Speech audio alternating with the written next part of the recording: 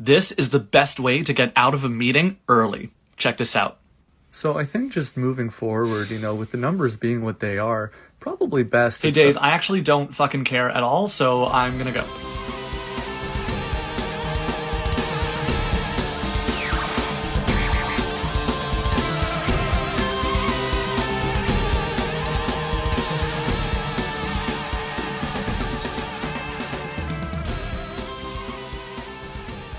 Hey, fun fans. As we enjoy coming to you this week with The Dark Crystal in our main event, the final movie in our marathon of 1982 flicks, rounding things out with some disturbing puppetry from the warped and twisted mind of Jim Henson and Frank Oz. This week's episode of Buffy is brought to you by Frosted Cheerios. We are the Mattitude Eric. I am Matt Fowler. Say hello, Eric Goldman. Hello, everybody. How's it going? Yes, we will be practicing Gelf-Care later on in the main event, and then also announcing what's up for next week, which will be the start of a actual pretty lengthy franchise we're doing. Yeah, I think a few people cracked our our code. Yes. Just by release dates and knowing there were context clues. There were of context the horror clues. genres. Yes, Yes. that. Some people figured it out on the Twitter machine, but we'll announce it in just a few TikToks here. So Eric and I have been prepping for the old Comic-Con. But that should not affect our podcast release schedule at all. We're going to cram it all in, as well as this week give you we already have delivered a Thor: Love and Thunder breakout episode for our Patreon Hudson Hawk levels. Mm-hmm. And also we're going to be doing, because tomorrow is, as we record this, Tuesday night instead of Wednesday night, which is kind of our usual deal. Miss Marvel's finale will drop tomorrow or in a few hours, actually. And so we'll have a Miss Marvel wrap-up breakout episode for you as well, for the Hudson Hawkers out there. And this is another pitch for you to upgrade your Patreon level to Hudson Hawk, or to just join Patreon and enjoy the ride with us for not just commercial-free versions for our weekly episodes, but these special breakout episodes as well, where we'll talk about mostly Marvel things, but other things too. Mostly Marvel. Mostly. Matt, am I remembering correctly that this will be your first San Diego Comic-Con since 2016? No, I was at 16. I feel like I was at 17. Were you? You might have been at 17 as well. Yeah. Okay, 16, because 16, I remember Trish didn't go. And yeah, I remember that's when we talked to Mads Mikkelsen and Benedict Wong. Maybe it was 16. Yeah, I don't remember you being there 2007. Maybe it was 16. And also, that's when they decided to put me on camera a hell of a lot. I was like, what's happening? This is not my gig. But yeah, so yeah, I think it was 2016. There was when I got to take a picture with Mads Mikkelsen and Benedict Wong of, at that point, Doctor Strange. They were both in the first movie, and they were also both smokers, so they were off in their own smoking corner, just smoking around. And and got to talk to Benedict Wong about how we were both bummed that Marco Polo got the axe, which was, now looking back in hindsight, a big sea change for Netflix at that point as far as cancellations.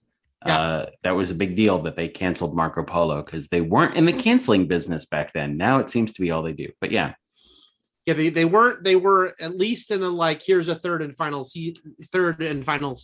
season business, which they still do a lot of. But now they are also just cancelers.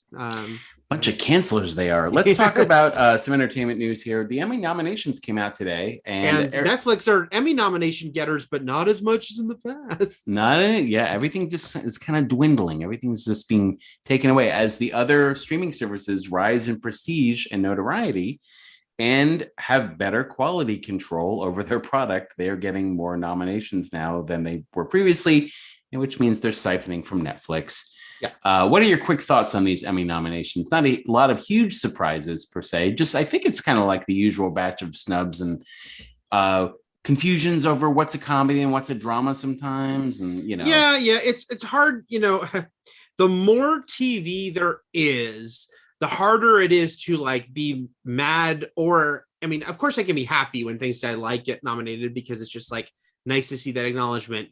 But I also, even though it's frustrating when things don't get nominated that you want, it's less frustrating now, I find, than maybe like 20 years ago when like Buffy and things wouldn't get nominated. I'd be like, come on, because now the choices are so ridiculously large. There's no way that these people voting are watching them all because no one can. Which leads even more to repeat things, or to a case like a show like The White Lotus, which is a great show, but where it just gets like every actor gets nominated. You know, it's like yeah. I was going to say, like I think I think that entire ensemble got nominated for best supporting actor You're or right, actress, right.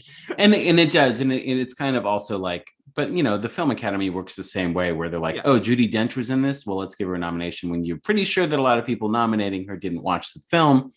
Here, you can also attribute that to like, well, I'm not saying The Marvelous Miss Maisel isn't great. I've heard only great things about this show from people I know and people I don't know. I've never seen it, but I can see how it would be something you would just be sort of a knee-jerk renomination, right? Because several years ago it was like a very fresh and new and worthy thing. And not to say it's bad now, but that it's familiarity. And people like it, and they still like it, and they don't have time to watch all the new stuff. By the way, Ted Lasso will be the same way, and a lot of other things that just kind of cleaned up in the past. And so, yeah, for comedies, we had the Marvelous Mrs. Maisel, Ted Lasso, What We Do in the Shadows, Hacks, Only Murders in the Building, Curb Your Enthusiasm, Barry, Abbott Elementary.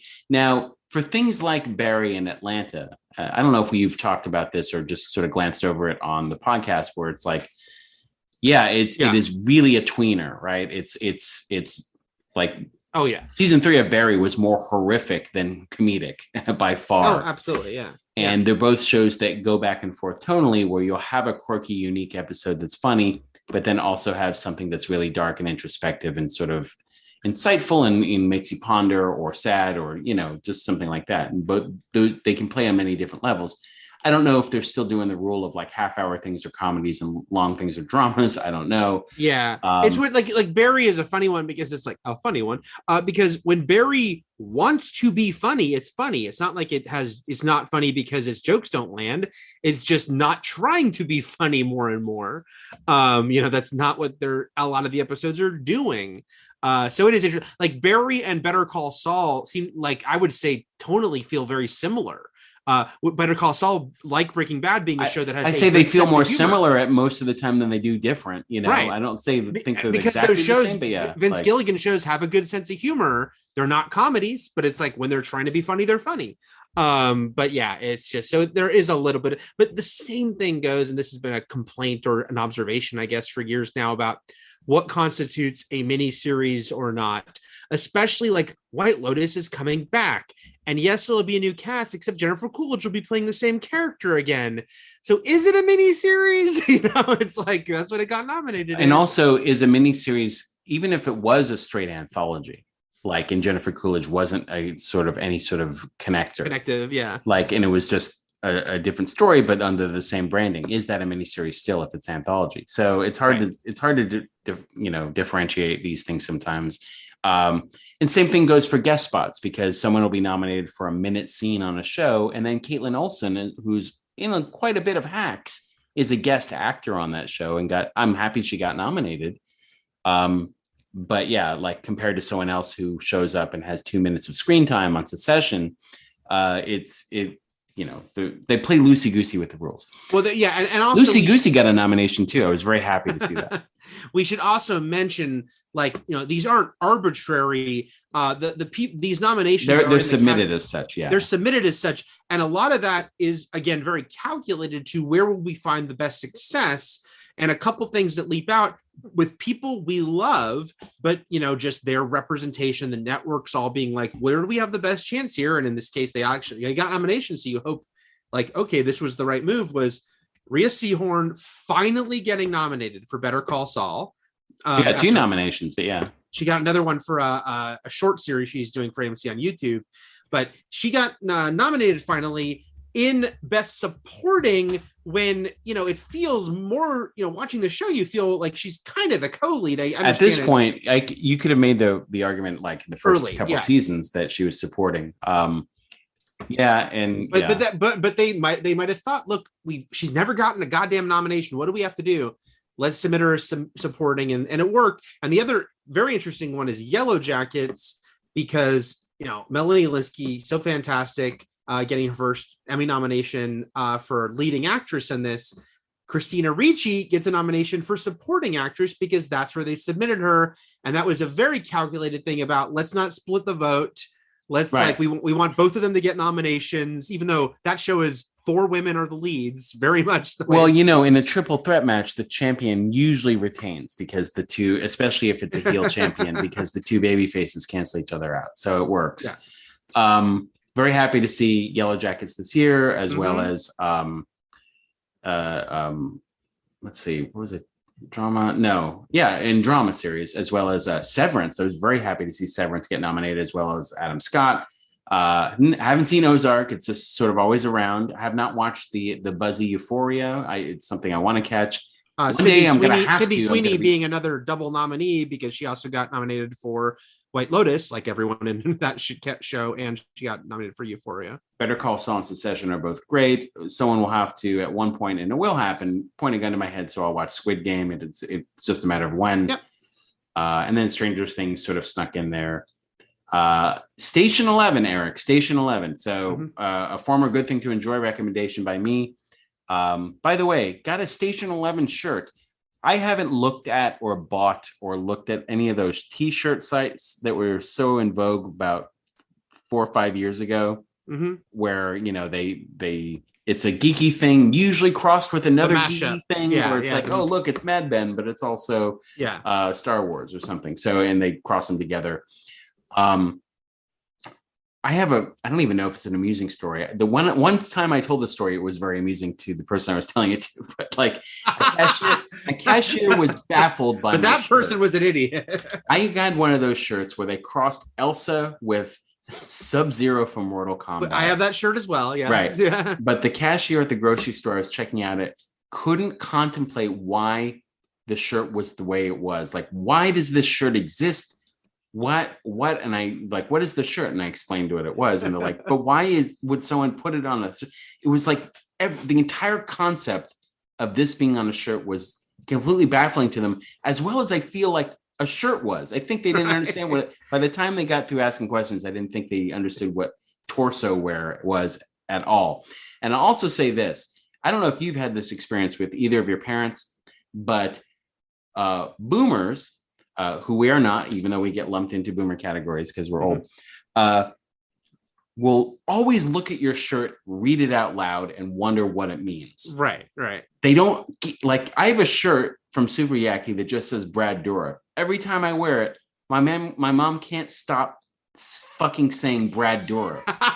Reading my shirt, and she's like, should I call you Brad now? Like, just can't stop commenting on any shirt I wear. And then anytime I'm wearing a movie, it's like, what is this? I'm like, it's just a movie, Mom. I'm like, like they have to point out this. What if that happened in Los Angeles, no one would get anywhere. If everyone stopped everyone and read their shirt and asked them what that meant, society would grind to a halt. Anyway. My shirt story that I know I've told you, and maybe I told you on this podcast. I think you did the Mythic Quest one. No, not the Mythic Quest one. Just because this shirt, it just reminds me of what you're talking about, which is just when I was wearing my Cobra Kai logo shirt, actually a Karate Kid shirt if you look at the label, because it's before the show Cobra Kai premiered, but it's the Cobra Kai, the logo, the logo. Yeah. But on the back it says Sweep the Leg, and I was wearing it at California Adventure, Disney's California Adventure.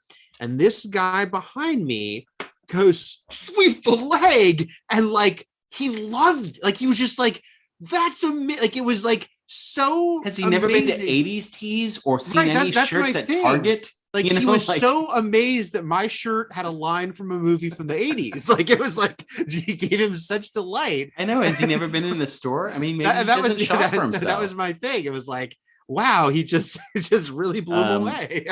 So my point is that I fall in love with these really great, but also super underwatched shows that I think would lend it themselves to amazing fan art. They just don't. Like, I actually have framed on my wall a leftovers fan art from Gallery 1988. It was the only one ever made, I think. And then, so my point is, I haven't even paid heed to any of those sites in years. I got to a tipping point with T-shirts to the point where I was selling them into, I was sending them into this repack company that makes quilts out of your shirts, like just to do something. And I should do that. And the money goes to charity. Yeah, but like it's good stuff. But I still get the emails. I don't know how. Oh no, same here. I get T Fury emails. I get T Fury. So I actually also still follow Ripped on Instagram, and across my path fell a Station 11 shirt. It wasn't mixed up with anything, Eric. It wasn't like Station 11 and Mortal Kombat or anything like that, but it was the Station 11 thing. So I had to buy it. I'm going to wear it at Comic-Con. See if anyone points at it and calls me Brad. But yeah, so. Station 11, my point is, I was just sort of resigned to the fact that it wasn't going to get noted for anything at the Emmys, even though I wanted it to get nominated for everything and clean sweep. But Hamish Patel got nominated for a lead actor in whatever you call it, a miniseries or whatnot. And this is a miniseries, so you can call it that. And then it got a cinematography, editing, sound editing, directing, writing award. So it got a bunch. Though Hamish Patel got nominated, Hamish Linklater did not. Did not. Hamish beat Hamish in this category. There can only be one. even though you and I are so used to horror getting snubbed constantly for as long as we've been alive. I mean, before that, but as part of our active memory of things getting snubbed. His performance was phenomenal. Mike Flanagan has created this sort of prestige horror series for Netflix that kind of, you want to say rise above the rabble a bit, especially something like Midnight Mass, which was very heady, very sort of rooted in Catholicism too, and sort of like had a lot of, ponderances to sort of share with everyone. But yeah, if anything was also going to get nominated out of that, it probably would have been him. But nothing for that show. So nothing for that show. It's a shame. It's such a great show.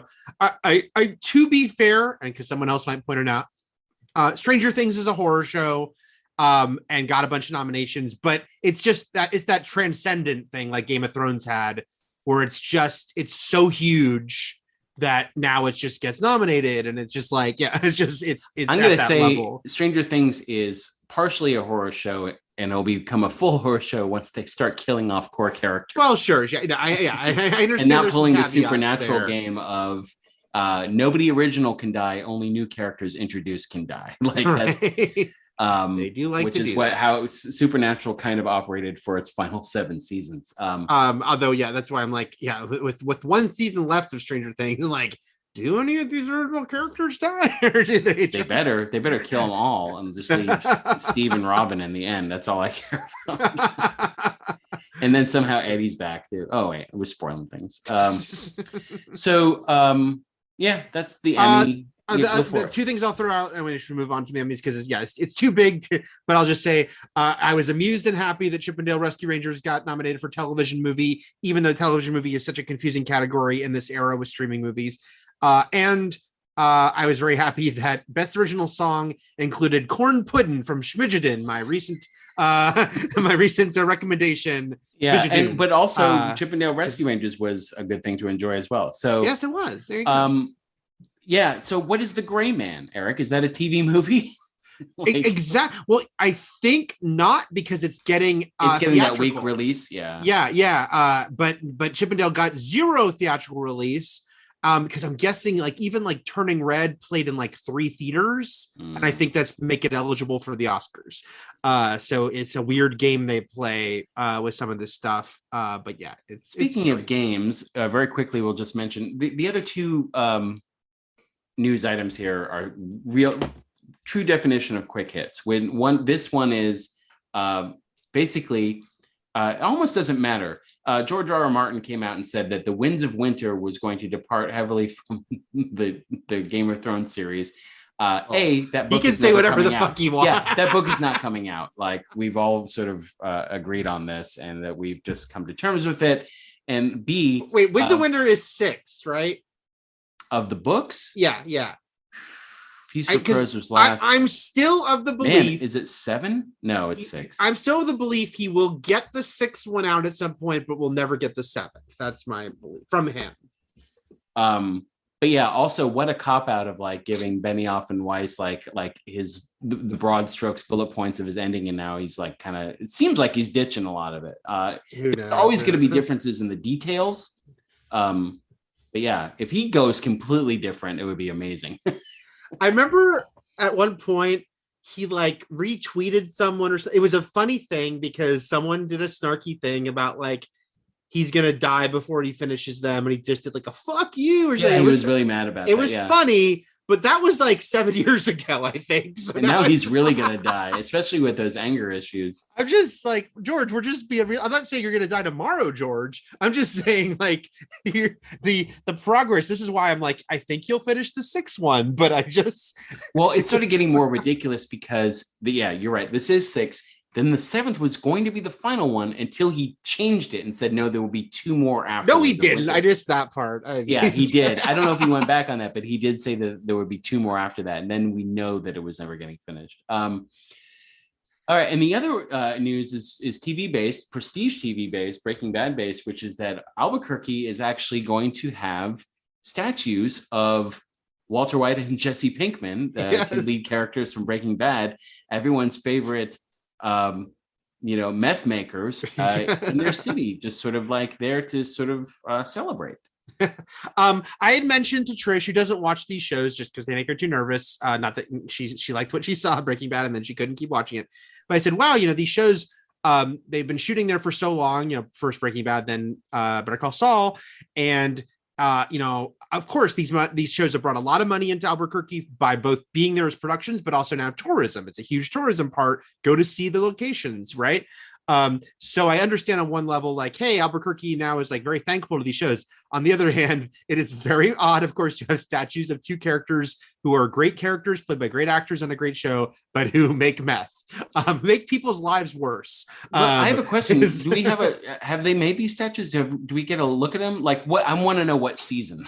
Like, is it like Walter White in his underwear in the desert from season 1? Is it Heisenberg fully like evil with the hat? Is it shaved head Jesse? Is it still with Jesse Pinkman? Are they wearing the yellow? Is it science bitch Pinkman? Like, who is it? Right. Yeah, are they wearing the yellow lab gear? Yeah, exactly. Yeah, we'll see. It is funny though because it made people started mentioning the statues. There's a RoboCop statue in Detroit. There's of course the Rocky statue in Philly. He's been there a long time. Made it into the movies. And now I can't remember if you've seen the Batman statue in Burbank, Matt, that's right outside the movie theater, which is amazing. Donated by DC, who are, headquarters are now in Burbank. But now I want all these statues to come to life and fight now that we're getting more and more of these like official life-size statues. But yeah, Walton, Jesse, it's a funny one. But yeah, what would you choose though? I don't even know what look I'd choose. I think I'd want them to be from the same season. I think it would bug me if they were from different seasons. All right. Let's move on here. Again, patreon.com/we enjoy podcast. You can become a super fun fan and just get commercial-free versions of this podcast, or you can upgrade to $4 a month, Hudson Hawk, and get the bonus episodes as well. You can write to us at weenjoypodcast@gmail.com, or like our next couple write-ins here, you can just write in on Patreon. So Curtis writes in on Patreon. The Clerks 3 news, which is what we talked about last episode, and the discussion of airing shows out of order reminds me of the Clerks animated series. Mm-hmm. The network aired the 4th episode first, and then the 2nd episode second. And this may have been fine, except the whole gag of the episode 2 was that it was a clip show and they were only flashing back to things that happened in the premiere episode, which hadn't aired. And then the show was immediately canceled. So, yes. I do remember the 2nd episode being a clip episode after having like nothing to flash back to, which was very funny, a very funny concept. But yeah, the Clerks animated series is really good. It's really funny. Only 6 episodes, and only aired a couple. Kevin Smith being Kevin Smith, he put out like a jam-packed DVD with commentaries and stuff for it that I have still somewhere. But yes, that is one of the more notorious screwed up by the out of order thing, because the entire gag of that 2nd episode was like the only clips to show were the one episode that aired previously, except that they didn't air that episode previously. But a funny show. Someone should put it up somewhere on a streaming service. I think Disney owns that show because of Miramax's weird like handoff through the years, but who knows? All right. Joe also writes in on Patreon. I've been enjoying the series on scenes that also scared the shit out of me as a kid. Mm-hmm. Meeting the owl in The Secret of Nim, and for some reason, Elliot throwing the ball into the shed and it being thrown back out always freaked me out. If you wanted to add to the underground ghost train from Ghostbusters 2, we could knock out the trilogy. My question is, with James Caan passing away, I was thinking about how good Misery is. I know that you guys have stuff planned out for now, but would you ever consider a series on Stephen King adaptations? I'm always up for a good hobbling. Yeah, that's something obviously we can consider as we look for things that tie movies together that aren't just directors or actors or years. Like this is an interesting one because it's somebody's like their books being turned into movies. I feel like we'd only want to choose good versions, but because there are other, plenty. Well, there's so. I was just gonna say it's one of those where there's so many. I feel like there's 40 movies out there that are adaptations. Maybe more. So we'd have to decide how we're gonna choose them because we're not doing them all. But I certainly think that is on the table as a possibility. Stephen we King could just do all the Pet Cemeteries. There's 3 of them. So yeah. There's 3. Well, there's a 4th coming out. Yeah, because there's Pet Cemetery 2. Then there's the remake, and now there's the prequel. So yes. What is a prequel to? Who knows? Yeah, I don't know. Is it just the Micmacs creating the Pet Cemetery? I don't know how it works. All right. Let's get into our good things to enjoy for this week. Both of us. Is yours a series? I think it's a series. Yours is a movie. Mine's a movie. So they're both on the same streaming service. I also realized that the titles of our 2 picks, Eric, are complete opposites in age and gender. But yeah, so what is your pick that is on IC? Because mine is also on Hulu. They're both on Hulu, everyone. What is your pick for your good thing to enjoy this week? My good thing to enjoy this week is the movie The Princess, which is on Hulu. It's a 20th Century Studios movie. So it's, again, it's like, one of the first things Disney is like keeping in mind stuff like Death on the Nile and Bob's Burgers, where we were still getting movies greenlit under like Rupert Murdoch owned 20th Century Fox. But The Princess was greenlit by Disney owned 20th Century Studios for Hulu, which they're doing with some of these movies. Just premiered a couple weeks ago. And a very enjoyable movie. It's one of those things where it's like, this is a good thing to enjoy. I don't think this is like great, but this is like a fun. It was a fun way to spend a couple hours, or 94 minutes actually has it worked. Oh, tight 90. Yeah. Love it. And it is stars Joey King, and the director is and I don't know if I'm saying his name right, but Levian or Levon. It's L-E-VAN.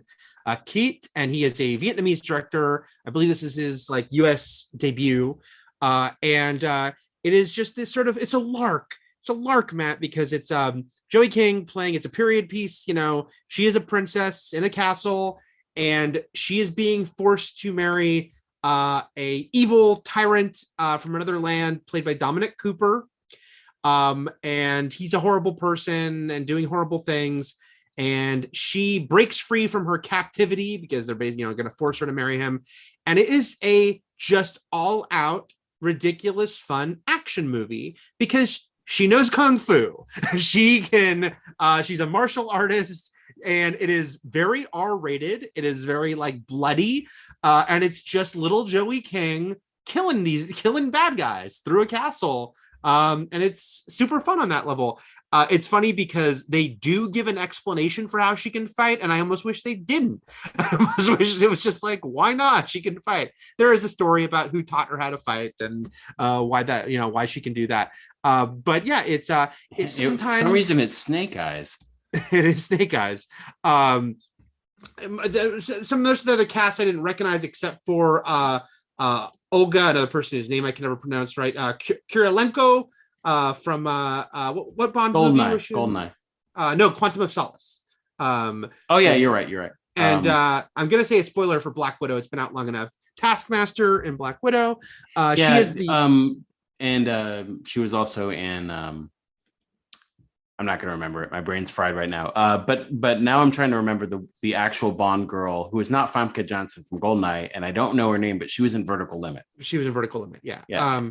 But yeah, so she plays Dominic Cooper's right-hand woman, sadistic evil lady with a whip. MCU team up because he's Howard Stark.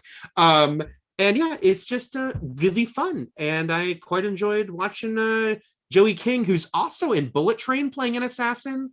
So, Joey King, we all have like watched grow up. So the funny thing about Joey King is, aside from like her being the daughter of the cop in Fargo, yeah, I haven't seen anything she's in, like nothing. Well, you saw The Dark Knight Rises where she was young. I know, but I'm saying like having I also saw Fargo, but like I don't have an active memory of like, oh yeah, that was Joey King. I have to actually, she's someone I have to look at her credits and be like, yeah, I guess I saw her in that. Like she was there. I've seen her in a few things. I didn't see her in what is probably her biggest claim to fame now for youngsters, which is the Kissing Booth trilogy.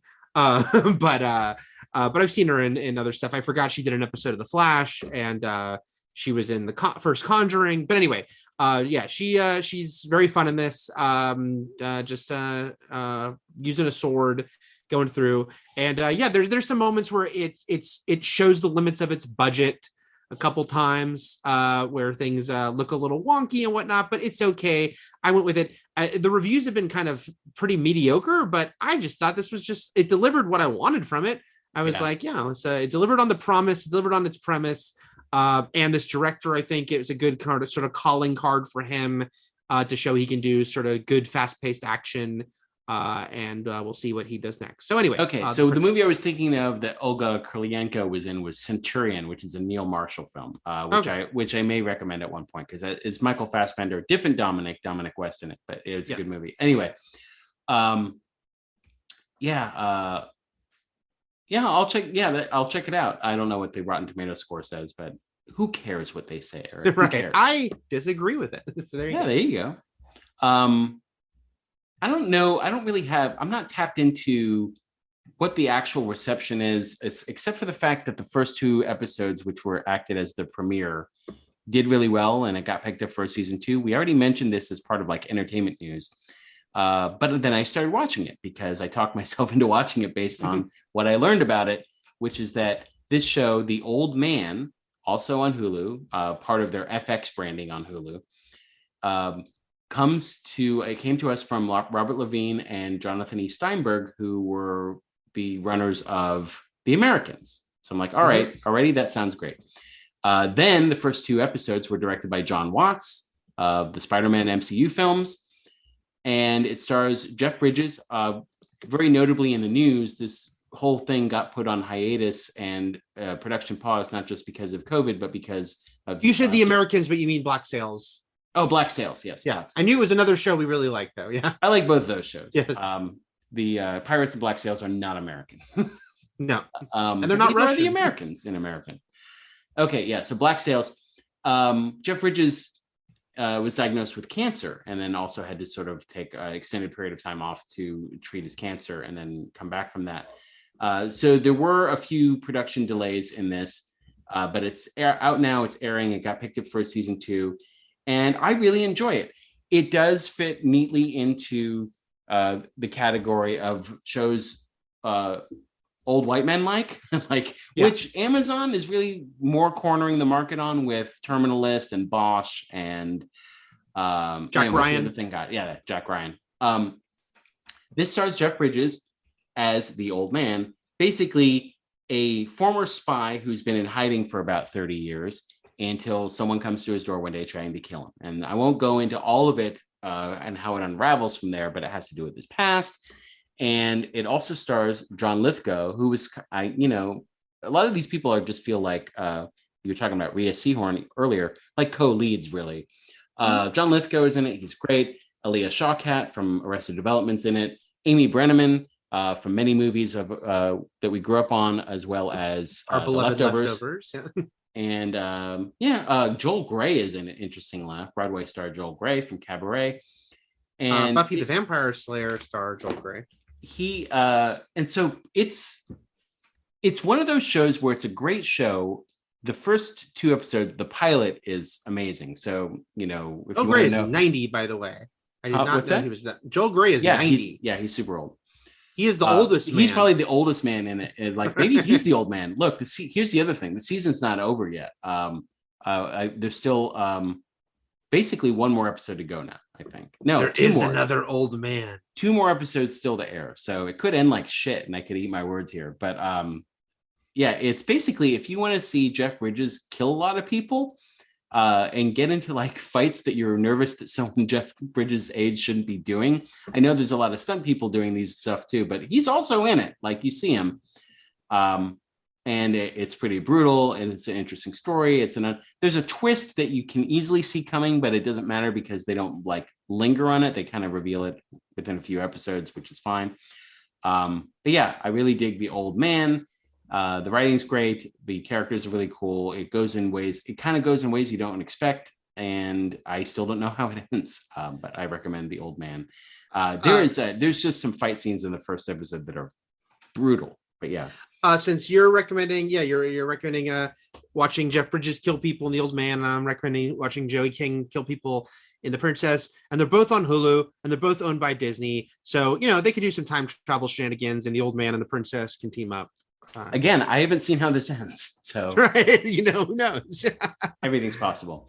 All right, so let's talk about our main event for next week, which is the beginning of our recap of the horror franchise Halloween. We have done Saw and we have done Friday the 13th. Both of those previously done, right? Both of them on We Enjoy Wrestling? Saw definitely was. Saw definitely was. I think they both were. All right. I think they both were. At some point, I mean, for Saw and the Fast and Furious franchise, which we both did on We Enjoy Wrestling, I cut up like all of them. I took out the bits of We Enjoy Wrestling and I just put them together in these supercuts. But that's because there was a new Saw movie and there was and F9 was coming out. I don't know when I'll get Friday around to doing that. Friday 13th is in legal hell. Yeah, we're never going to get a new Friday the 13th property, so it'll maybe just have to be like, me getting off my duff and doing it. And we also did the Chucky movies. Yes, Chucky though was on and Scream on this podcast. So, but yeah, so they've heard those if they've listened to every episode of this podcast. Halloween should take us right up to the doorstep of Halloween Ends. That's why we're doing it when we're doing it. And it's just sort of the timing works out. And we're going to get into, and there might, for sure, for those not familiar with the franchise that well, there are way more movies here. This is the most movies we've done of anything. Wait, are we doing the Rob Zombie movies? I think we should. I don't know how you plan this out. Do we have time? Oh no, I planned it with those in mind. Yeah. Okay. So yeah, we've got basically 1, 2, 3, 4, 5, There's 6. 12 of them. There's 12 altogether. The 13th timelines are insane. The timelines are insane. As we let's not get it. Let's not say too much for people who've never watched them, but it'll be interesting. But also, it goes to show you what's happened with Friday 13th and how it's been stuck in this legal hell. Even before that, it was just a long wait anyway. Is that Halloween is going to have its 13th movie this year, surpassing Friday. If Friday 13th ever got another movie, it would be number 13, which is why it's so frustrating that they can't legally do one. But years ago, there was way more Friday 13th movies than Halloween movies. But now they're about to pass them this year. All right. So starting with John Carpenter's classic original Halloween. And that's the thing we should stress. There are 3 movies called Halloween in the Halloween franchise. So you want Halloween 1978 if you've never seen these movies. Yes, not the Rob Zombie reboot and 2007? Not the one from not the one from 2000. What was it? 18? Yeah. You want 1978's Halloween. And you can see that on Shudder, and it says AMC Plus. I never trust that because it's been true for me because I actually have AMC Plus right now simply to see Better Call Saul. Yeah. And almost every movie I've tried looking for that's on Shudder is on AMC Plus. Like AMC Plus has almost everything that is on Shudder. It's almost like they're owned by the same company. It is, and it's almost like they're trying to convince me maybe I should keep AMC Plus and drop Shudder. And then you can watch it also with ads on the Roku channel and Redbox. Never been to either of those, but I'm assuming they exist. Okay, let's talk about The Dark Crystal, our final 1982 movie, Eric, that you said last week evaded you all through your childhood and you had not seen until full adulthood 10 years ago, you said? Yes, but I forget. But here's what's interesting. All that is correct. The only thing that was not correct was I thought I'd only watched it once. This was my third time watching it because my history of this movie, as you mentioned, I never saw it as a kid. About 10 years ago, I watched it, and then I did watch it a second time before the Netflix prequel series. Oh, okay. So you did. Okay. That was less, and the reason I know that for sure is because I did a Twitter search on myself, because there were moments that I think I was like, didn't I tweet this moment? And then I found my thread from 2019, the August 2018, the month that the prequel was premiering, which reminded me, Matt, of the fact that the first time I watched it, I found it very boring and sleepy time. And the second time I watched it wasn't much better. Okay. The third time I watched it, I'm not a huge fan of The Dark Crystal. That's fine. I love The Dark Crystal. And you're not alone. I know many people who love The Dark Crystal. I wish I could have gotten my kids in this movie. My middle kid watched it, and it's one of those things where like I liked it because it was disturbing and kind of scared me and stuck with me in many ways when I saw it young. For her, when she saw it young, it revolted her. Like she's just like made her hate puppets forever. Like some of these visuals and the designs of the puppets are very unsettling. It's just kind of, there's a grossness to it, to the Skeksis and the Mystics too, who all just look like a bunch of Liam Neesons out I do there. not like how the Mystics look. They look like they're supposed to be the kind, gentle, ones that bring you peace and like make you feel calm in their presence, and they do not. Like nothing really makes you feel calm in this movie. You can make an argument that like Jem sitting on a toadstool playing a flute is kind of serene, but there's nothing really in this movie that doesn't get under your skin in some way. And Jim Henson apparently made this movie because he wanted to bring back that dark edge of Grimm's fairy tales and stuff, and so this was a departure from the stuff that he'd been doing, obviously, in his career, to do something like this with a lot of violence and with deaths. And I'll get into it as we get into the movie, but like there were a lot of firsts for me in this movie. Very into seeing it, loved it a lot when I saw it, but it also as much as a movie can when you're a kid, I don't want to use this word flippantly, but like traumatized me as far as like in the end was like my first big, at least that I can remember, doesn't mean it what didn't happen previous to this, like movie character death that shocked me and saddened me, like, whoa. Of course, this character gets brought back to life like 5 minutes later, but like it didn't lessen the impact that had. So The Dark Crystal, also revolutionary at the time. It did break. So the funny thing is, it's like it broke a lot of ground in animatronics and puppetry and people in costumes in ways that people didn't get. Like, did we need groundbreaking elements in puppetry? Puppeteers would argue yes, but maybe the general public would say, nah, we're good. Like, I mean, but here's the thing is like, as someone who, this movie does not engage me on a story level. Now on an artistry level, it's like, this movie is really cool looking. And I'm like, wow, there's a lot of really cool designs. And I definitely think the puppetry, I mean, like first of all, like, let me say Jim Henson, one of the greatest people ever, just like his contributions, with the Muppets and Sesame Street. And just it seems like he was a wonderful person who made wonderful characters that last forever and have so much love for him and what he gave us. And then you throw on top of that Frank Oz. Yes. Equally beloved and talented. And who'd have really thrive as a director away from Henson after this, So he'd go on to do Little Shop of Horrors and Dirty Rotten Scoundrels and like movies that didn't involve like giant plants and puppets and stuff like that. Actual just people like What About Bob and In and Out, and I think he did some TV, but he voiced, he did work. They both did that. But with this movie is like groundbreaking as far as the puppetry part. I'm like, look, I think that's great because it is an art form, and there are these giant. It is funny because you can see that there's moments in this movie that are kind of like indulgent in that it's like these creatures in the background, or like that when like there's that part where it's almost like a Venus flytrap, shades of Frank Oz doing Little Shop of Horrors later, like the ground like eats that creature, and these kind of George Lucasy moments where it's like it's not important to the story, it's just kind of a cool visual. Yeah, well, the world feels lived in because there are these critters all over, like right, and that part's cool forest. to me. Yeah, like where I wasn't engaging in the story, I was just like, this is cool. What they're doing on like just a puppetry and artistry level and production design level is cool. So yeah, I don't think it made an impact when it opened because people just didn't connect with it. But as time went on, it got more of a fan. There was like a cult around this movie that grew.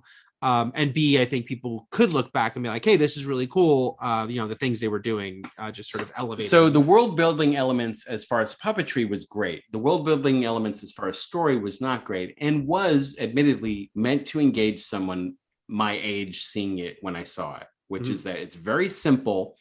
I didn't walk out of this movie being like, but what did that mean? Like it's all laid out for you. In fact, the narrator at one point says, Jem is the chosen one. Like, well, yeah, this movie screams. The opening is very funny to me because there is a nearly 7-minute narration explaining everything that it's very much when you watch a movie, any fantasy movie where the opening scroll explaining things to you goes on too long, it means they watched an edit of the movie and they realized it was a little convoluted and people weren't following. Yeah. So like, well, we need to explain it better up front.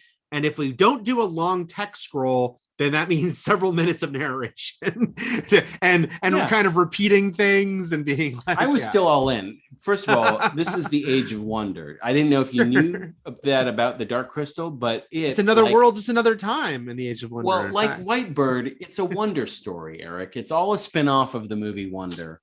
Yes. By the way, that movie looks insane. Have you seen the trailers for A Wonder Story? No, I'm actually confused because I've seen people mention it.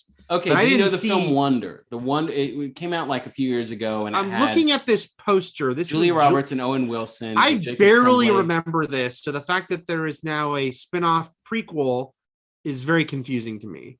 So basically, Gillian Anderson and Helen Mirren are in this. Okay, okay, very quickly, sidebar here. The side quest about Wonder is that it was about a boy who had Treacher-Collins syndrome, which is this disfiguring syndrome. Like, so this kid is disfigured, and it's about him getting through life and through school. And they decided to make a movie that was a spin-off based on the bully character from Wonder. And the bully character from Wonders finds his life just sort of in shambles afterwards and realizes he wasn't a good person. And it's up to Helen Mirren, who I don't know if I'm just basing it on the trailer, is his grandmother or just a friend of the family or some old woman he knows, telling him the story that's going to make him a kind person, which is she tells him a story and then the rest of it flashes back to like World War II. Yeah, I'm reading this thoughts in France, where she met somebody who was handicapped and was bullied.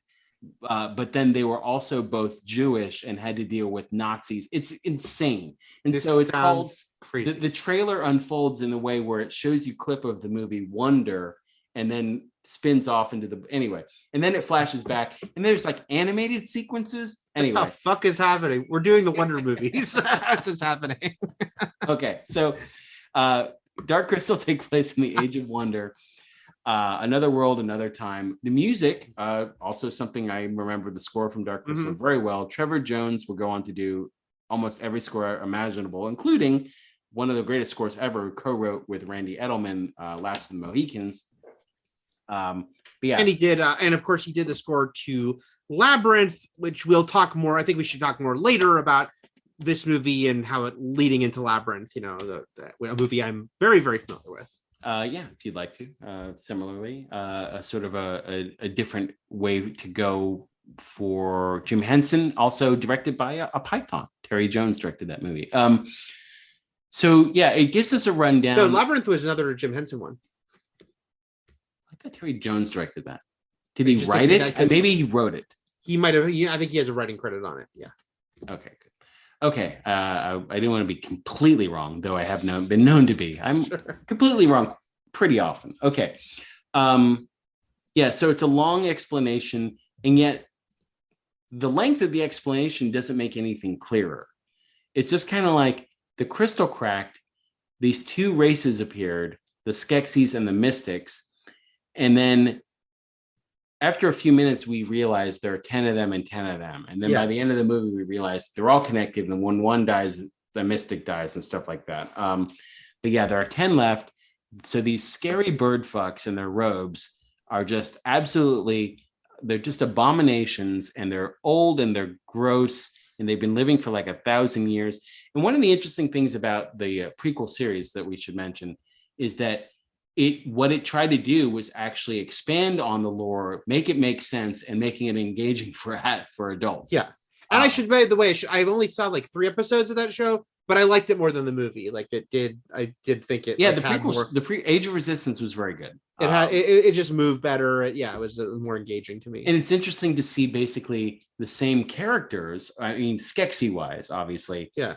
In Age of Resistance, because as I just mentioned, they've been alive for 1,000 years, but voiced by very famous people. So like, Skeksil, who's the scariest amongst, who's like kind of the main villain in this movie, is voiced by Simon Pegg on Age of Resistance. And the scientist who falls into the fire at the end of this movie was Mark Hamill. And like, and the general who becomes emperor in this movie was Benedict Wong. So like, they're all famous people.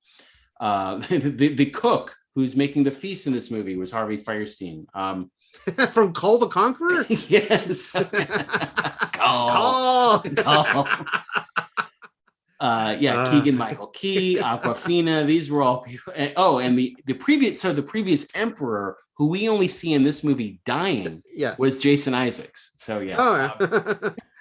And then they had a whole new bunch of hero characters, as well as podlings, who were big in the Age of Resistance show, who show up here to be brutally killed in their village and then drained of essence. But yeah, so there's these gross monsters called the Skeksis, and their emperor is dying. And their emperor is the grossest, though. Like, he's all like skeletal and nasty looking, and and he's like, and everyone is selfish and gross, and they're like, so there's 10 of them. They're like the Lubbocks. They're doing it the best they can.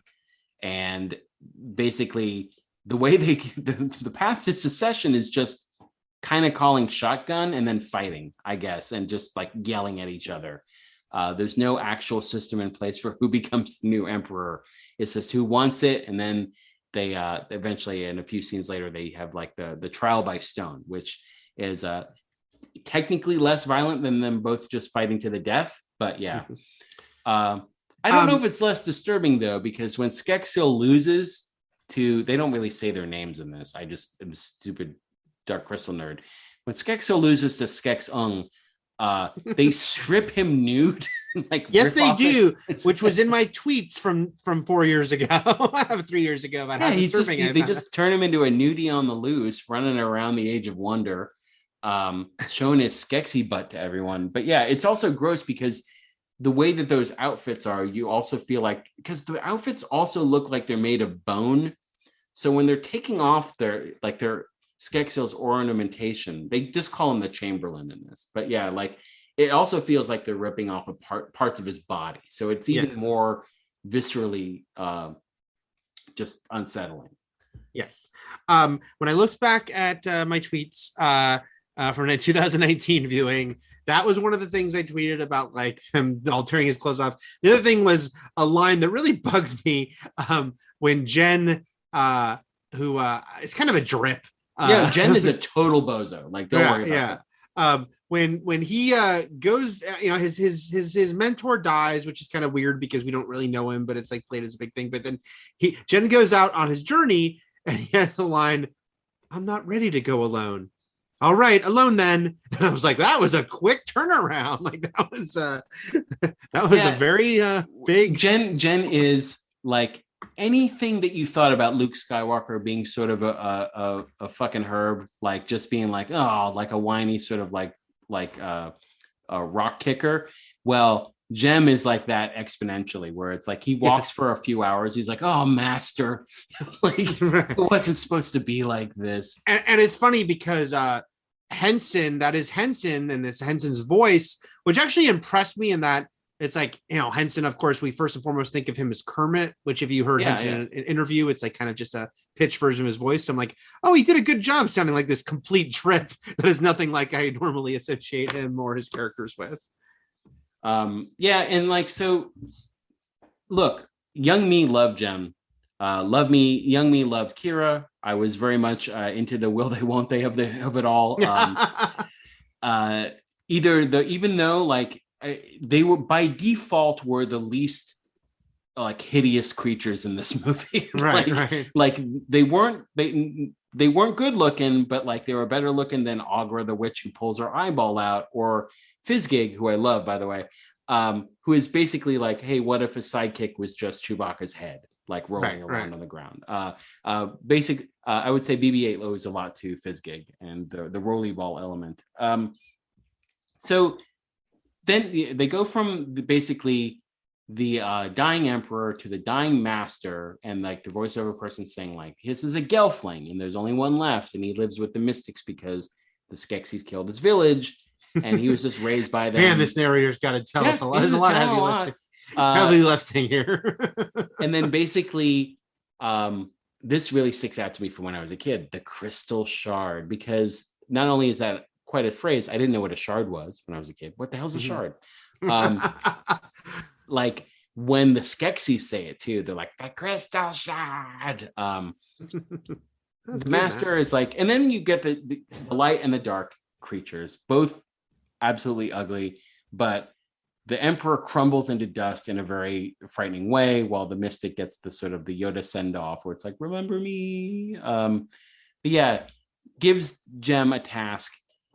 Because you are the chosen one. Later on, we see why he's the chosen one, because they drew it on a wall and there's a whole rhyme about it. But before the next conjunction, which happens every 1,000 years, which is when the three suns line up, he's got to get that shard back in the crystal.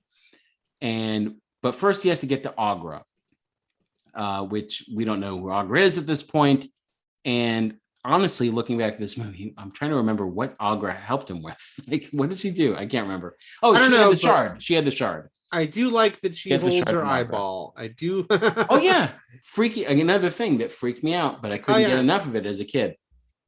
So there are deaths in this movie, and there's a lot of violence, especially on any village that Jem visits, because the Gartham, those big beetles come and like mess shit up every time he goes places. He's just out there ruining lives in the Age of Wonder. And but like, you think Aughra's dead at one point. Nope, she's not. You think Fizzgig's dead at one point. Yeah. Nope. The main characters get through okay. Yeah, they get through okay. Everyone comes out intact except for this one master at the beginning who vanishes. And then I guess the one mystic who also dies when the scientist dies. Oh, I'm a liar, by the way. That's not Henson's voice as Jen. Henson did perform him. He did the performance, right? Yeah. Mm-hmm. Let's see. And then we've got anything like him. Yeah, and then Jen sets off at the same time they're trying to find a general. The Chamberlain gets shamed at the trial by stone, which is just chopping stone with their cool looking swords. Look very, very cumbersome to hold and wield, but they look cool. Mm-hmm. And he gets banished. But then the crystal, and it's actually a lot of this is explained more in the prequel series, but yeah, the crystal can show up. The crystal's a big snitch too, and it's showing like Jem walking around, and like they all hate Gelflings, and that's why they're killed off, because one is supposed to be the chosen one, but there's one there. And then the crystal shows up on the crystal bats broadcast back to the crystal. It looks like they have like little TV tummies. But then the Garthams come out. And the Garthams were another big freaky element here. These big beetle creatures with puppeteering costumes so heavy that what I read on Wikipedia is that the people who would be in these things would have to be hung. They'd have to be hanged so their feet dangle, because it was so heavy on them. So like every like time would go by, and then they'd have to hang the beetles so that they actually hang the beetles. But yeah, all these, especially like the villainous creatures here, are all very impressive looking. They're all Very, very cool and creepy, and yeah, well designed. And what did you think? You said the Agra's eye coming out was cool. What did you think of her lab, her planetarium? Oh, that was neat. I liked. I mean, I just, in general, I like the production design. It's funny. One thing that always made a impression on me as a kid, even though I never saw the movie, was the visual of the crystal itself, like the big. Even though they call it the dark crystal, it's a purple crystal, which is my favorite color. So yeah, I liked her lab. I was a little unsettled by her visible nipples. The hanging bleebies of Agra. Yeah. It did remind me of the weird tree sequence in The Last Unicorn. There was some weird stuff going on. But yeah, I thought all that stuff was cool with her, and it made me think about the fact that I saw enough of the prequel that I'm like, oh yeah, Agra's in the prequel. I remember seeing her in that. Man, I'll look it up right now. Who voiced Agra? No one. Actually, one of the sort of non-notables, Donna Kimball. By the way, Anya Taylor-Joy was, and Taron Egerton. Yeah. They were the leads on the show. I Taylor Joy is beautiful, but she has a elfish quality to her. Like, she looks otherworldly. So it felt like apropos that she would, even though that she would lend her voice but not her look, which is still weird. But yeah. So yeah, the planetarium felt really cool, steampunky. He goes to Agra to get the shard, of which she has several, and he has to sort of like pick it out by doing the mystic humming, which I guess is just a part of his skill tree because he was raised by mystics. But then, yeah, the first instance of him leading these Garthams to someone, and they just crash in. For puppets, not only is this really cool revolutionary way for puppets to move and look, the action is really cool in this movie too. Like, whether or not it's the Garthams breaking in, smashing things, or like fighting those land striders, or just like in general, because it's a big mishmash of humans with puppetry, and then for the micro movements, like actual animatronics. So a lot of moving pieces here that help make this world work. And it's one of those things where even it's like there are times where you can tell how you can like see, oh, that's how they're doing this, but it's not like I was like mad at that, like those creatures that are like obviously involving people on stilts, that are like fighting the land striders. Yeah. It's like, it's cool. Like, it's just like, wow, like it's just like, it's like when you watch like The Lion King on Broadway, you're not like, I know I can see the person. It's like, no, that's not the point. Like, it's kind of cool what they're doing, with their bodies here. And then pretty soon, basically, he gets to Kira. So he finally discovers that there's another Gelfling out there. And there is another Gelfling. And then they dream fast. Okay, so yeah. She has Fizzgig. I have my only Dark Crystal Pop Funko figure is Kira, because she came with a little Fizzgig. And she's still in the box, I think, but Fizzgig is on my desk. It's just a little thing.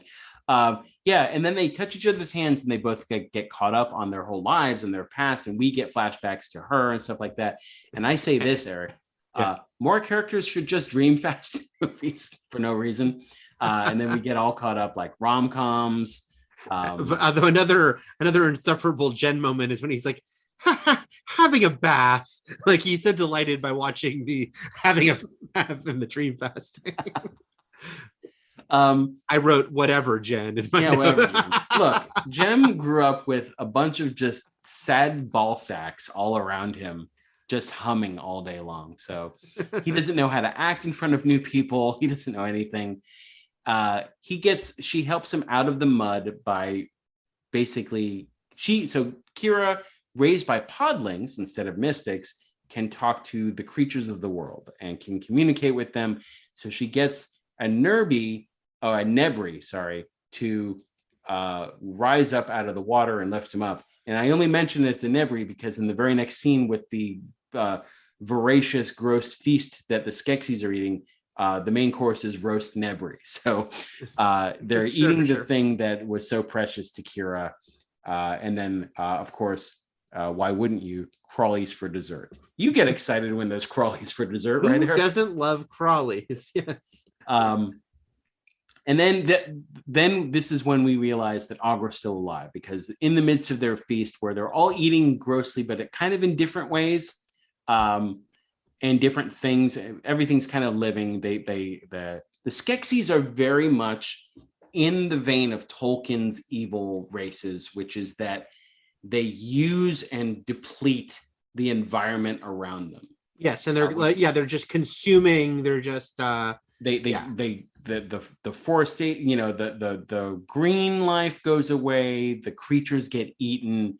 The citizens get drained of their essence. Another really freaky element of this movie. That's why all around that castle, it's just desolation.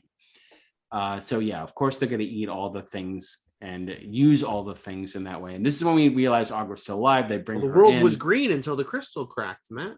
Yeah. It's a wonder story. And the bats they send the bats out searching for Jen and Kira, and they hide. Kira takes one out, but she thinks it's dead, but it's not, so it's still spying on them. And this is when the one of the more freaky, everything has its very specific freakiness. Like, things pop in my head still from watching this movie in the theater. Skeksil was a big one. The way Skeksil talks, the Chamberlain, like that, like that whole thing that Simon Pegg was emulating pretty well in the prequel series. When the Chamberlain decides to go rogue and he's already exiled, he's like, my way back in is to find these Gelflings. And when he's like approaching them as the shadiest fucker in this land, like, no, it's me. Like, he's trying to strike a deal with them. He goes, please. Yeah. Oh, it's so creepy. Please. I did like the please. And then he has the audacity, Eric, the audacity to be like, why won't they trust me? Like he's not like the shadiest like creature out there. He's like, well, no, but because first Jen is, as I put in my notes, oh no, he's being hypnotized by the pleases. Like, he is. Oh, maybe it is a hypnotic technique. Well, it seems like it, because she has. We've mentioned that he's a moron. Yeah, he's a sheltered moron. She's more worldly. I do want to backtrack for a second about I think you mentioned it a little bit earlier, but the part when they're in like the tavern and it's the like, let's relax for a moment. And, like, the music, it's fun until the beetle creatures show up. Yeah. Just that, it's an amusing sequence, and there is a drummer who is the most like Muppety of these Muppets. Just because his like vibe, his hair, he's having a great time drumming, and he seems like he'd be right at home with the band on the Muppets. And I liked that when the creatures show up and everyone's running for their life, there is a tiny little kid puppet holding a tiny little doll who gets saved at the last second. And yes. Even though we assume that other kids are being killed, the one we see doesn't get saved. No.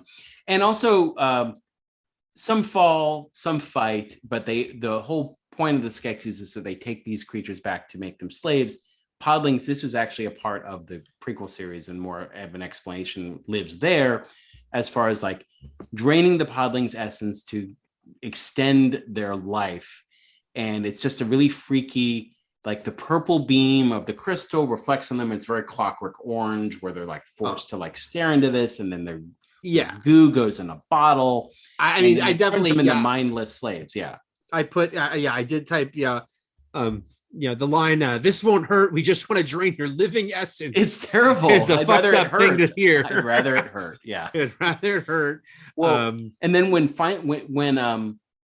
Kira is finally captured, they're like, drain her first essence. We take her essence, then kill. Drain her essence. Jesus, this is very assaultive. This is absolutely abominable. So yeah, then basically Jen and Kira are on this mission together to infiltrate the castle. She gets them on Landstriders. Fizzgig hops up after throwing a tantrum. Fizzgig gets to come along.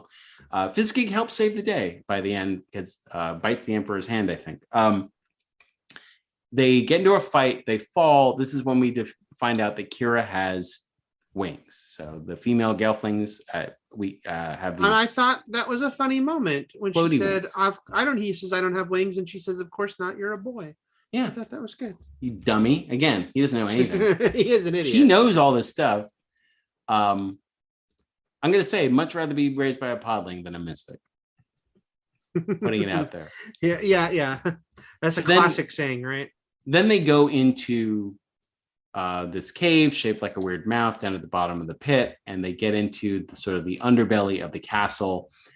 But this is when the Chamberlain is back and strikes and like, buries Jem under rubble and takes off with Kira in his big bid to get back in good with the rest of them. And he does. He gets sort of reinstated. He gets denudified and brought back into the fold. And all this, while this is going on, Kira's getting drained, but because she's smart and clever, talks to all the caged critters around her, gets them to turn on the scientist. Scientist dies. She gets freed. Fizzgig stays with Jem. It's all leading up to this big climactic moment. And I gotta say, Matt, this is where I was really checking out. During the third act climax? After the draining the essence stops, I was just not engaged anymore. That's fine. Look. You and my daughter both can hate this movie. For all I know, everyone listening to this hated this movie. And Secret You're not, Nim, but I know other Glass people. Unicorn. I know other people who really like this movie, so I know you're not alone. So basically, it all comes to a head where Kira is in the midst of all the Skeksis. Jem is up top. Fizzgig, we think, was thrown down the elevator, or not the elevator shaft, but down the fire shaft. And basically, he goes to like put the shard back in. He jumps onto it, but it drops. Kira basically throws it to him in the final move of her, what we in that moment would be her life, as she's stabbed in the back. And that's what took the breath out of little Matt Fowler's lungs when he was 7 years old watching this movie. Yeah, no, honestly, like I was like, why even fix the world anymore? What's happened? Why even put the shard in the crystal? Just give up. Everyone fall into the fire. It's all worthless. I think Skeksil killed her. It was someone with red. The Ritual Master also wore red, but the Ritual Master has that weird spike coming, or like not spike, but like a weird thing out of the top of the head. And that's when it all just blows up, and the Deus Ex Machina part of the story like comes into play, which is just that at some point there were these giant celestial light beings. Basically, they were called the Urskeks, if you want to get nerdy about it. And the conjunction broke the crystal, which split them into split the light and dark parts of them into two different species. Right. And it's been like that 1,000 years, and now they're back together because during the conjunction, the balance is restored. It's all restored, and they can heal. So Kira comes back to life, and we assume everything is as it should be and in its right place. Yes. And it's now called, by the way, the Crystal of Truth, not the Dark Crystal. And then it plays, "Bring me back to life, can't wake up." Yeah, it just plays Evanescence. That's where they got it from. It's so interesting to me that I didn't see this movie as a kid, and I wonder why, because I saw everything. You didn't see Last Unicorn in the theater either. I didn't see Last Unicorn, but I think that one was a little more obscure. Did you see Secret of Nim? Yes, I saw it in Secret. Okay. I remember the night I met Anthony Perkins, because it was a big trip. We all went to see our classmate. Oh no, actually, I'm sorry. That was Rocky 3 was the night, but I did see Secret of Nim in the theater. I absolutely did. But my parents took me to everything, both kids movies, but just movies they shouldn't take me to, because they took me to Poltergeist this same year. But I don't know why I didn't see this one, because I very much remember it existing. Maybe it's because I didn't want to see it, because I really wonder, Matt, if it's because I never liked how Jen looked. I knew that the hero of this movie I found off-putting, and because the creatures I would always have been intrigued by. I was gonna say, like, little do you know that you'd find everything in this movie off-putting. But yeah, no, but I like the other, like, because as a kid who was intrigued by horror stuff and obviously grew up to be a huge horror fan, that's the stuff I would have been excited by. I mean, not saying it might have scared me too, like Poltergeist freaked me out, but I liked that it freaked me out. So I think it maybe might have always been Jen. Because I wanted to mention Labyrinth. I said I'll put a pin in Labyrinth. It's just that, Labyrinth is interesting because Labyrinth comes out 4 years after this. And, I've watched other like things about Henson and all this, and the fact that this movie, it wasn't a bomb. It made like a little over 40 million on a $25 million budget, but it wasn't a hit either. And its reviews were ho-hum at the time. And there was a lot of like, is this too dark for kids? Is it too slow? And Labyrinth, you can certainly see there's a course correction, whether it should be there or not. Labyrinth has a lot of things people felt were missing from this movie, especially coming from Henson and the Muppet Show and people loving that, which is David Bowie songs. Yeah. It has humans interacting with the puppets. It has music and it has more humor. Yeah. And so it, like, all those things were calculated in the fact that Henson was sort of sad that people weren't more into the Dark Crystal when it came out. And so Labyrinth was a little more like, let's give them what they want. Now, all that being said, I fucking loved Labyrinth. Like, I was into Labyrinth. I'm still so into Labyrinth. And we'll never know if I'd seen Dark Crystal as a kid. Maybe I would have been so into that. Obviously, they're both Jim Henson. George Lucas was also an EP of Labyrinth, but which is fascinating because we didn't mention that this movie, Dark Crystal, was produced by Gary Kurtz, who famously produced the original Star Wars and Empire, and then had a falling out with Lucas.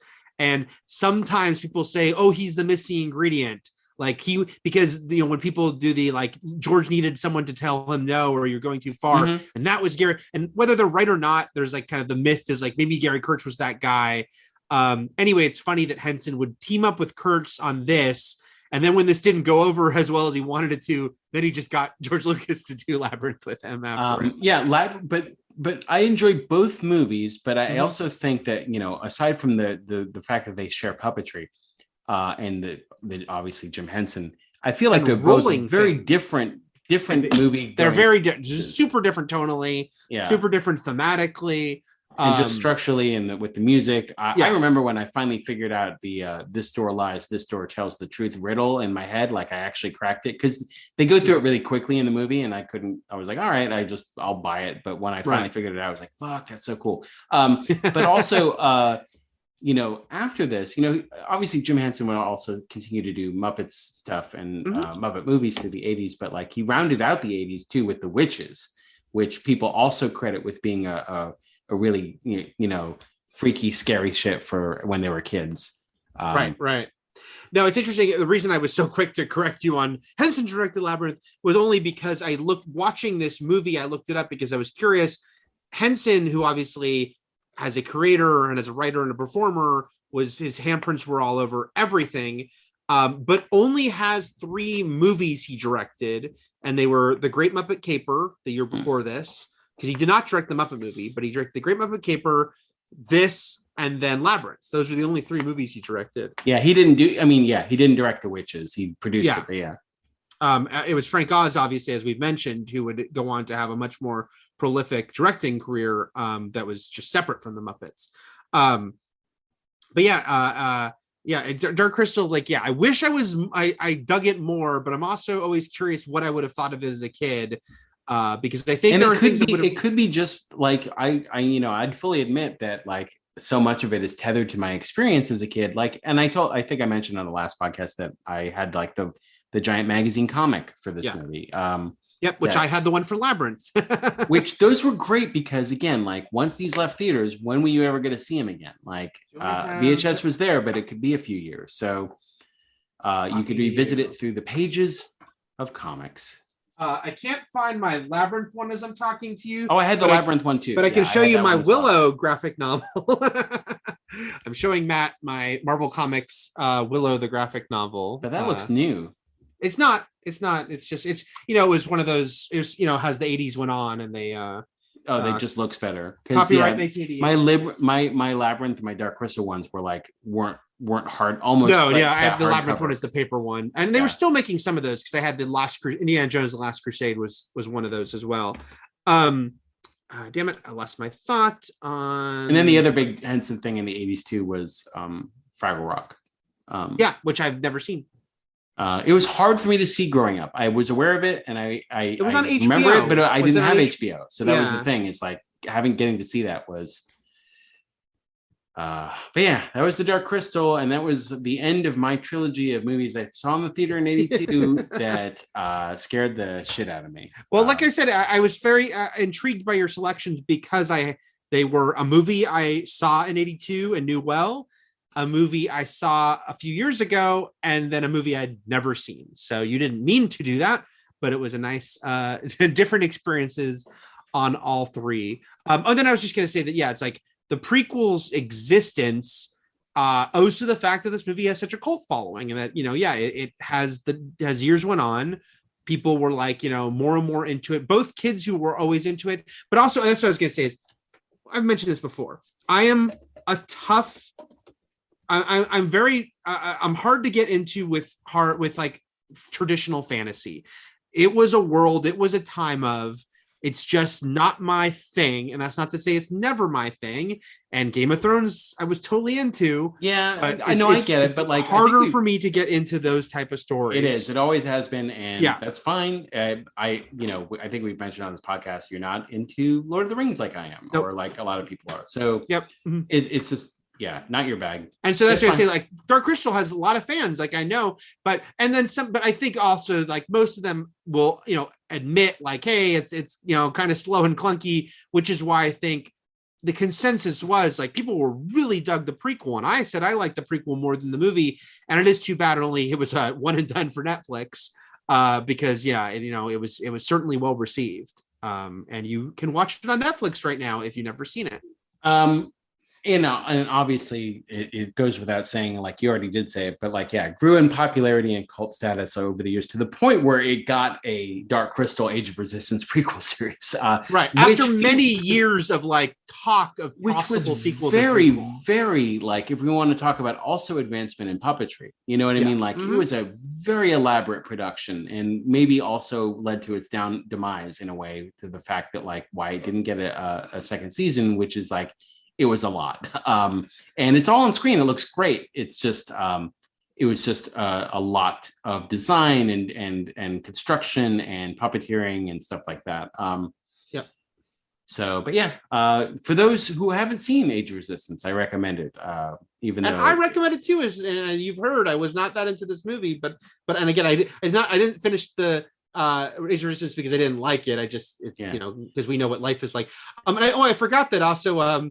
We mentioned this, I think, when he got hired recently for Fast X, but it was Louis Leterrier, the director of the Transporter movies, Incredible Hulk, worked on. He directed Age of Resistance. Okay, good. Age of Resistance. That's right. I do remember. I remember. Now he's directing Fast X. Yeah, I remember that now. That's correct. He did all the episodes, which is still not very common, but I think with a production like that, I think they had to film a lot of things out of order. I think it makes sense, especially because they didn't do it episode by episode, for sure. Complicated. Yeah. All right. Well, we'll be back next week with a much less scary movie than Dark Crystal called Halloween. Yes. With a killer who's easy on the eyes, if only because his face is just a blank slate. That's right. And because it's a long series and we're leading into a new movie, you get to celebrate Halloween in July, guys, and then you're going to get to celebrate it for a while with us. All right. Until then, everything is possible, but nothing is real in the age of wonder. And Shakma. Shakma. Shakma!